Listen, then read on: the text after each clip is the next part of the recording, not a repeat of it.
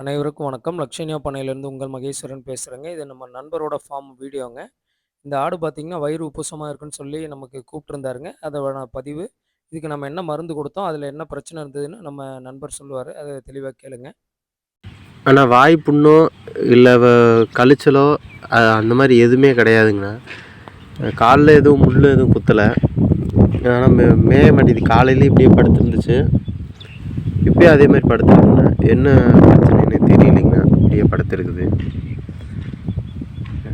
கழிச்சலும் இல்ல, சளியோ இல்ல எதுவும் தெரியல. அதெல்லாம் அப்படிலாம் ஒன்றுமே இல்லை. நல்லா இருக்குது. ஆனால் வயிறு உப்பசமும் கிடையாது. ஆனால் அப்படியே படுத்துட்டே கிடக்குதுங்கண்ணா.